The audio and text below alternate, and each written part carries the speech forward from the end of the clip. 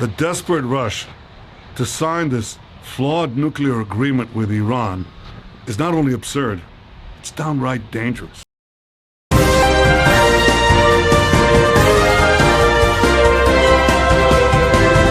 आदाब, नमस्कार, अस्सलाम वालेकुम नाज़रीन। पल पल न्यूज़ के न्यूज़ रूम से मैं हूं आपके साथ नदीम अकरम। मुस्लिम देशों के साथ अमेरिका और इजराइल का जो रवैया रहा है वो कभी किसी से छिपा हुआ नहीं रहा। जहां अमेरिका मुस्लिम देशों में अपनी धाक जमाने के लिए अपनी दादागिरी का इस्तेमाल करता है, तो वहीं इजराइल जो है वो मुस्लिम देशों के खिलाफ लगातार षड्यंत्र रचता रहता है,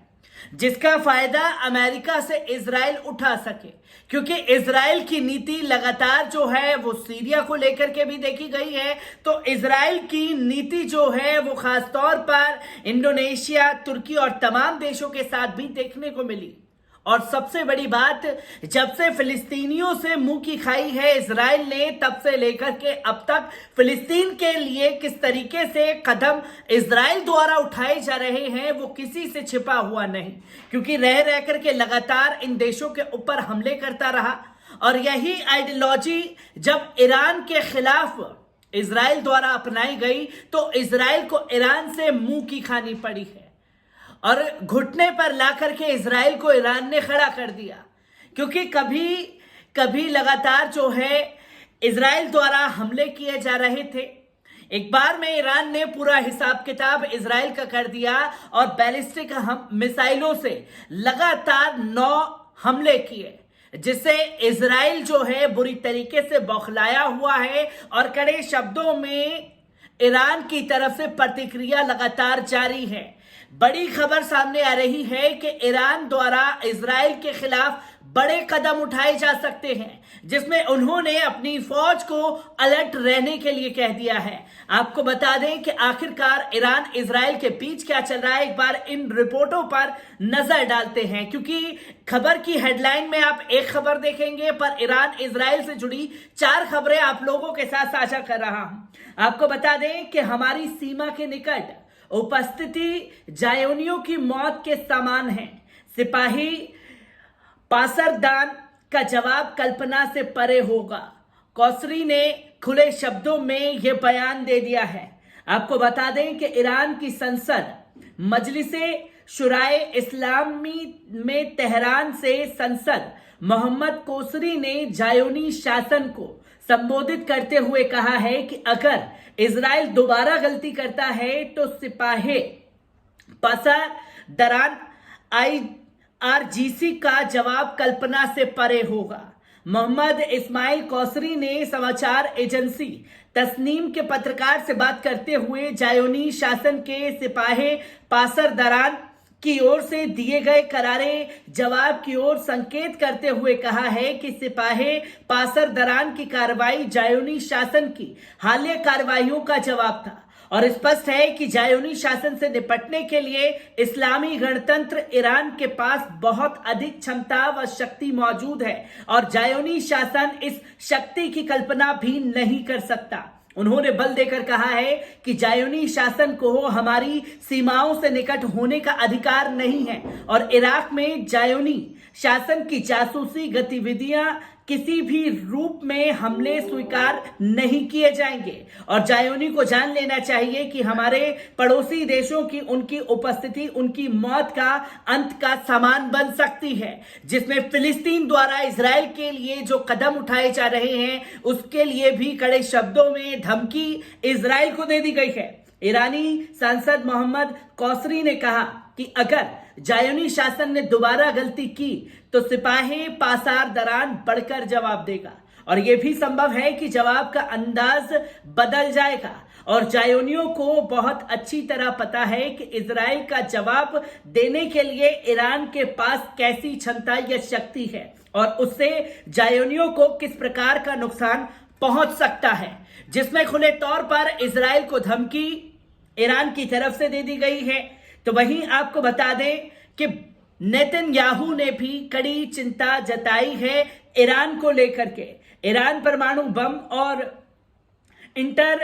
कॉन्टिनेंटल बैलिस्टिक मिसाइल बनाएगा और इन बमों को अमेरिका के अंदर तक पहुंचाया जा सकेगा। नेतन्याहू के दिल में और इजरायलियों के दिल में खौफ ईरानी मिसाइलों का देखने को मिल रहा है। आपको बता दें, समाचार एजेंसी फोर्स की रिपोर्ट के अनुसार इजराइल के पूर्व प्रधानमंत्री बेंजामिन नेतन्याहू ने अंग्रेजी और हिब्रू भाषा में एक इंटरव्यू प्रकाशित करके एक बार फिर ईरान के शांतिपूर्ण परमाणु कार्यक्रम के खिलाफ माहौल बनाने का प्रयास किया और दावा किया है कि विश्व की शक्तियां उस परमाणु समझौते के निकट पहुंच गई हैं जो ईरान को परमाणु भंडार देगा। जायोनी समाचार पत्र जेरूसलम पोस्ट की रिपोर्ट के अनुसार लिकुड पार्टी के नेता ने ईरान के साथ परमाणु वार्ता की आलोचना की और कहा कि ईरान द्वारा इराक के कुर्दिस्तान क्षेत्र में अमेरिकी काउंसलेट की ओर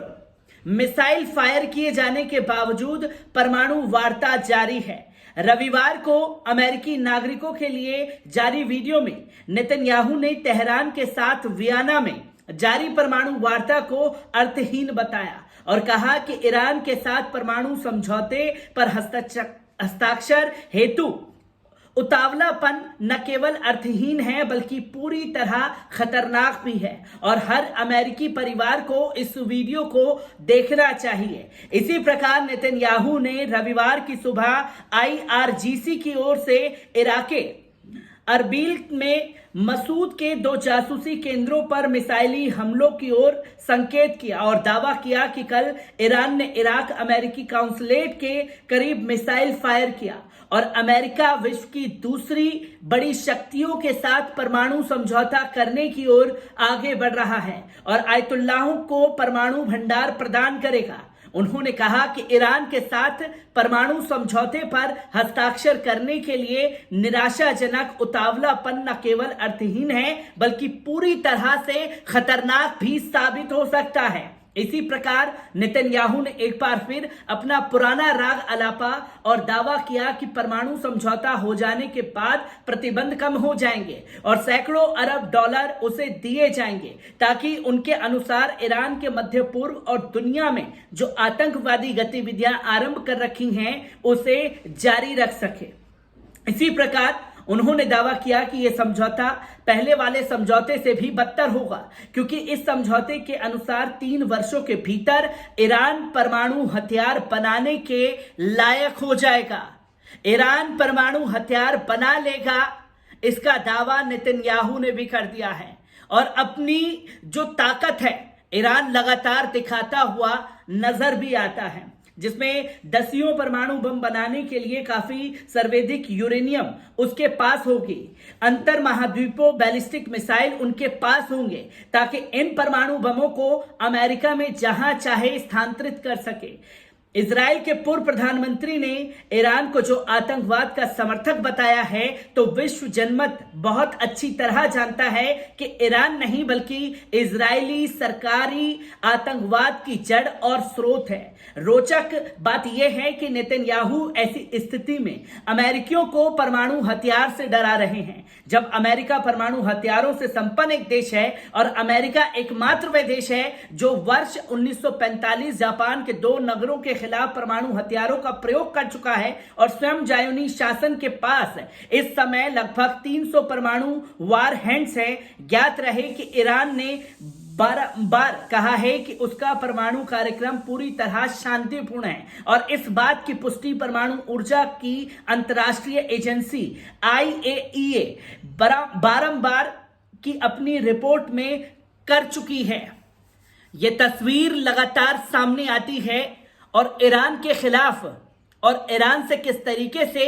दहशत के माहौल में जी रहा है इजराइल, इसकी भी तस्वीरें सामने हैं क्योंकि नेतन्याहू ने साफ तौर पर कह दिया कि परमाणु समझौता अगर हुआ तो विश्व के लिए खतरा बनेगा। जिस अमेरिका के पास खुद ही परमाणु हथियार है और अगर ईरान अपने परमाणु हथियार तैयार कर लेगा तो कैसे खतरा अमेरिका के ऊपर बन जाएगा, इसका जवाब भी नेतन्याहू को देना पड़ेगा। पर इन बातों में एक बात साफ तौर पर झलकती है कि ईरान की जो ताकत है, खासतौर पर उनके परमाणु हथियार को लेकर के जो आइडियोलॉजी, जो रणनीति तैयार की जा रही है, उससे इजराइल में दहशत का माहौल देखने को मिल रहा है।